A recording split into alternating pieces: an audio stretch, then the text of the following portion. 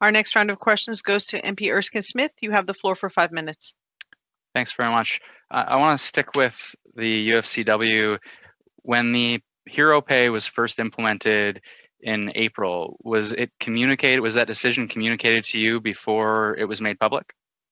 It was communicated to UFCW before it was made public. We had conversations with all three of these employers you're talking about today about implementing and how it would be implemented and how we could get it done.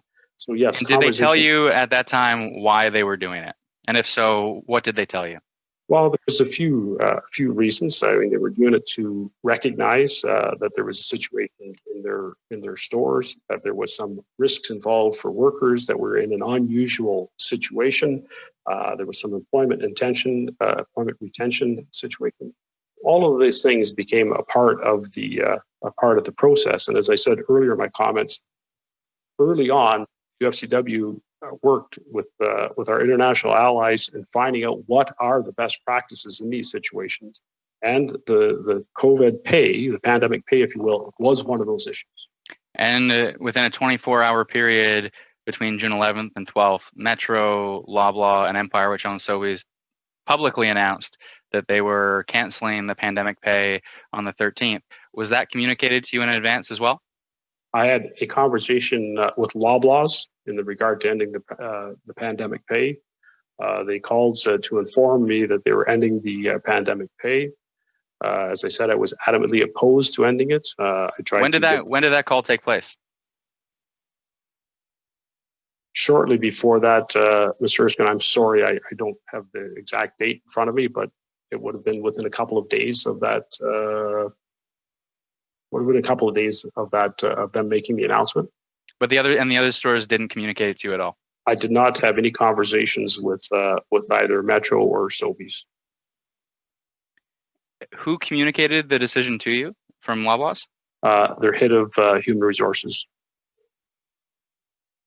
If you can confirm the date for the committee, I know you don't have it today, but when you have the opportunity. Mr.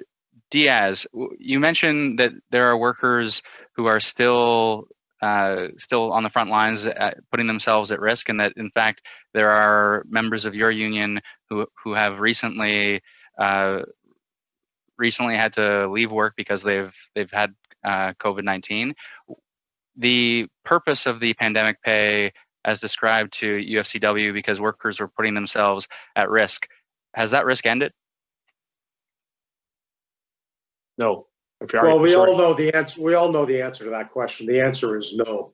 The fact that 2 workers again just got tested positive, and it was announced today in Windsor, is proof positive. Look, the argument is nonsense, and every one of us on this panel understands that. And I will argue they understand that as well. So this had nothing to do with somehow the pandemic over, seeing the pot at the end of the rainbow. This was a decision made about money, period. And so some of the earlier conversations we've had about the impact of higher wages, the previous MP asked about the small community and the ma and pa shop. Look, you can't use the worst case scenario and say that somehow that should be the litmus test for the industry. Paul is right. There's very few ma and pa shops. The overwhelming majority of the grocery stores, urban, rural communities, are owned by large players that are making money hand over fist.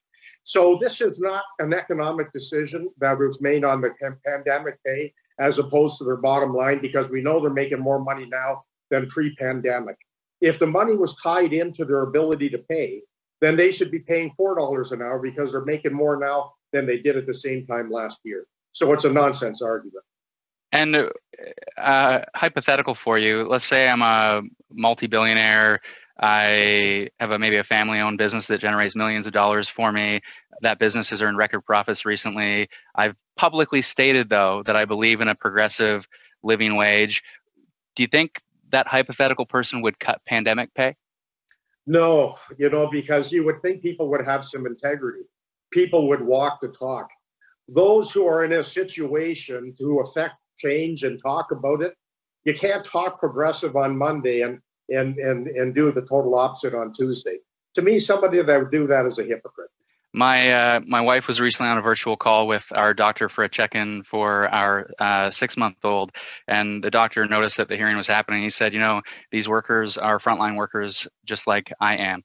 I'll close there. Thanks all. Thank you.